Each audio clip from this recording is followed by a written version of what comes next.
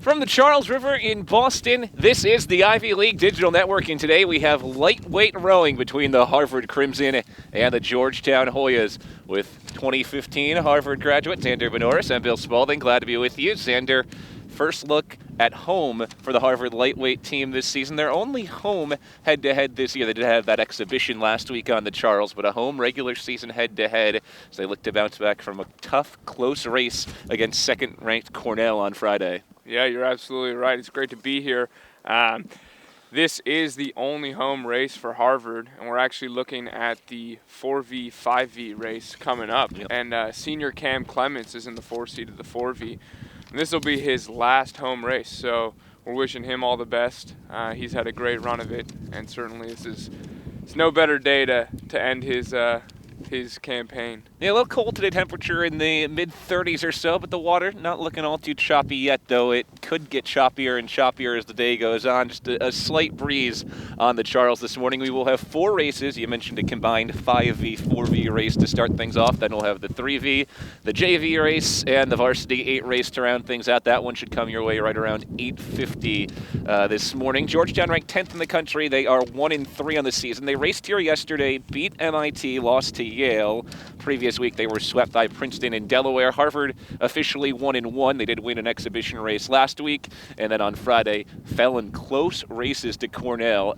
Almost every race decided by only 3, 4, 5 seconds. Beat Penn in each of those races as well to pick up a victory against the Quakers. Yeah, absolutely. Yeah, it's always a challenge to go on an away race and to deal with the strain of weigh-in the day before. But my understanding, and in looking at the results, the races were tight, as you said. It was great to see that they were able to knock off Penn, and the racing was indeed very close with Cornell and all across the board.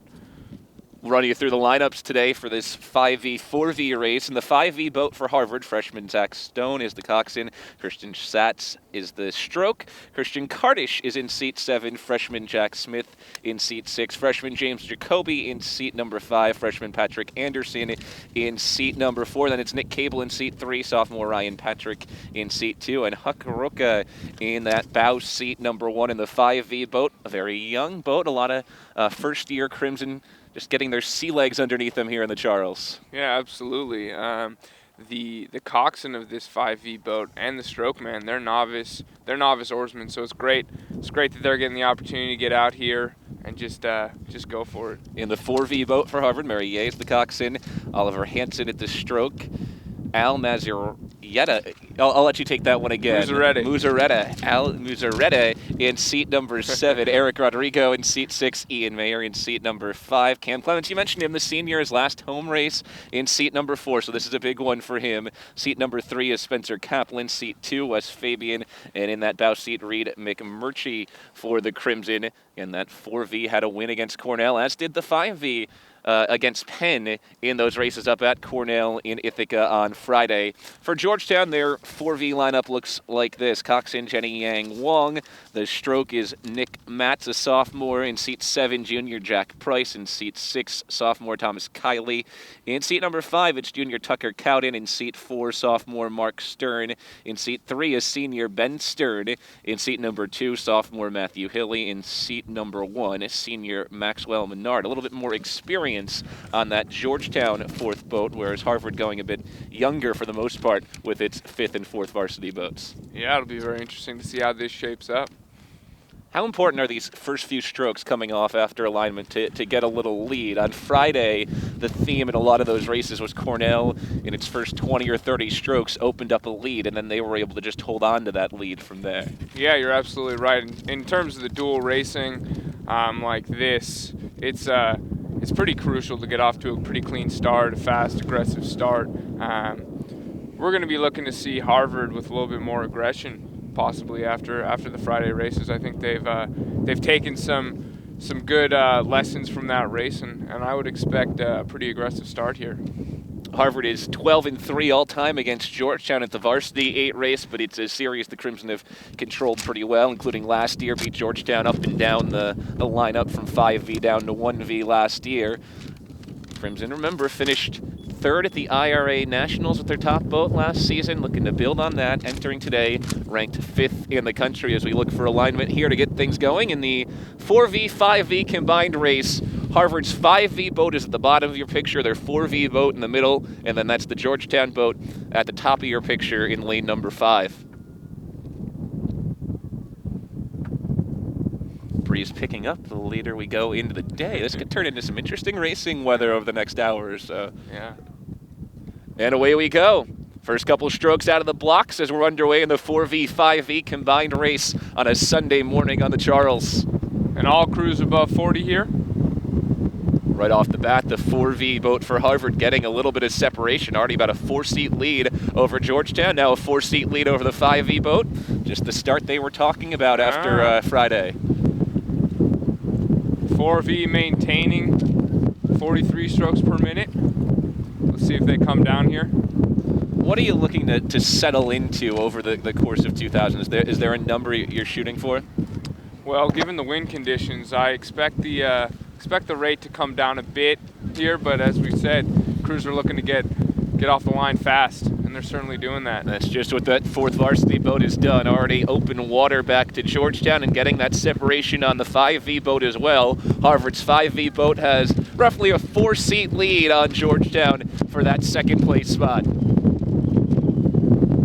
That 4V boat, they're hungry after a close loss to Cornell last time out on Friday, and they have opened up a really quick start. Yeah, they're rowing with real passion already. And being stroked by a freshman, Oliver Hansen, in that stroke seat with another freshman coxswain, Mary Ye, calling out the strokes for the Crimson as that 4V boat continues to separate through the first 500 meters, quarter of the way through, still stroking at a pretty quick rate. Yeah, so the 4V now is about 35, 36. That's to be expected in these winds. Is that about where you'd expect them to sit for at least the next 1,000 before a finishing push? Yeah.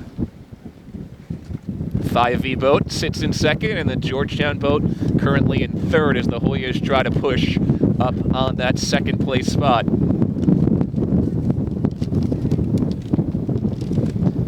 Second race on the Charles for Harvard this year, but the first official race. They had an exhibition last week against UConn, Bates, and Boston College. Those were all heavyweight boats, yet the Harvard lightweight boat came out on top in all of those races last week.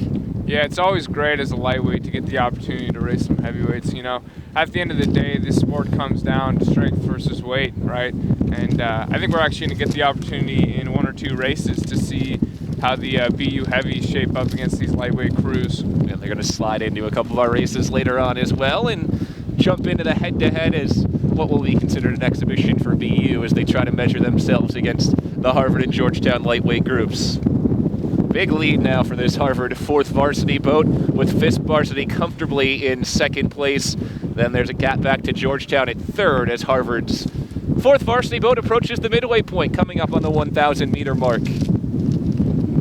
Again, young boats for the Crimson. The 4th Varsity boat has a senior and 3 juniors, but also 3 freshmen. And that 5th Varsity boat for Harvard, a couple of sophomores, but mostly freshmen. And again, getting that experience early on in their careers. They try to work their way up through the lineup and up into some of the other boats.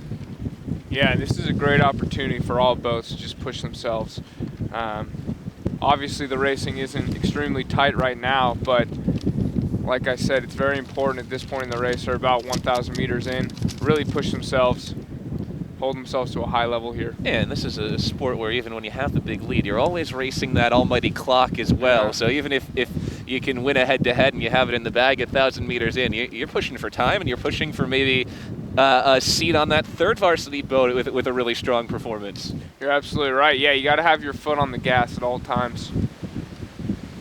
Inside the final 1,000 meters, talking about roughly a 3 or 4 length lead for that 4th Varsity boat back to the 5th Varsity boat.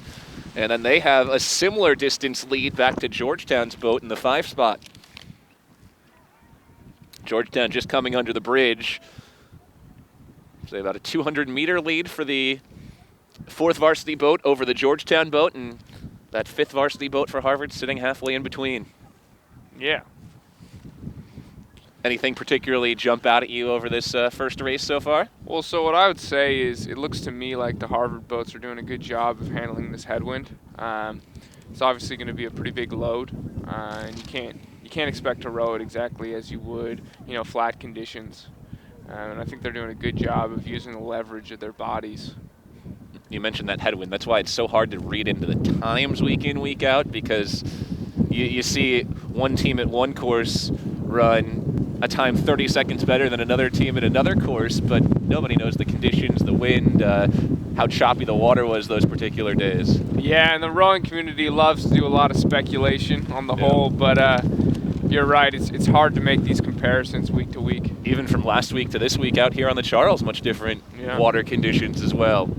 Inside the final 500 for Harvard's fourth varsity boat as they're on their way to a dominant win in the first race of 4 today. Crimson have the 4V and the 5V in 1 and 2. Georgetown's boat sitting in third place as the Hoyas chug along. They'll try to finish strong and post a good time in their second race of the weekend. Both these teams with 2 races this weekend. Harvard on Friday night up in Ithaca. Yesterday, Georgetown rode here on the Charles against MIT and Yale. Yeah, coming off of that weigh-in and already their first race, as you mentioned, they must be feeling it at this point. When you get through that weigh-in, how quickly are you to the food line or trying to load up for the race the next day? I'd say it's almost instantaneous. If you could, you'd bring the food on the scale with you. That had a couple extra pounds, though. Yep. Coming down towards the flag, couple hundred meters left for Harvard's fourth varsity boat as they have put together a really impressive first race of the day, setting a high standard for the following 3 Crimson races to come. Yeah, this is great. This is great to see the 4V and the 5V picking their rate up. You can tell they're thinking next race already, which is how you got to go after it in this sport. Well, they head towards the finishing stretch. Harvard's 4V on the final home race for senior Cam Clements, going to bring him out with a win. As Clements and company dominate the first race of the day, they come to the flag and they take the 4V, 5V race with Harvard's 5V coming home just behind.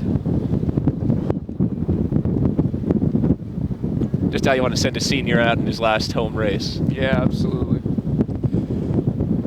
Cam's been a staple of the team on the whole. He brings an enthusiasm and an all-around, energy to the team that you just couldn't do without. And that's important at 6 a.m. on a training run, or when you're winter time down there on the rowing machines, I'm sure. Yeah, absolutely. Harvard has rolled through its 5th varsity to an impressive 2nd place finish. Georgetown coming home about 100 meters still to go for the Hoyas. Huge gap for the Crimson here as they really open things up right from the start. Yeah, and this is what we were talking about. I mean, really with the headwind, it requires, a technical proficiency, right? And what we're seeing here is the Harvard crews coming in dominant. A few more strokes for the Hoyas, who've battled through this headwind to the end. And Georgetown's 4V boat comes on home in 3rd place. All right, well, 1 out of 4 races in the bag. What was your big takeaway from this 4V, 5V race with the Crimson going 1-2? I think we saw some strong beginnings to the races. We were talking earlier about the starts, and I think the Crimson did a great job of getting off the line real quick.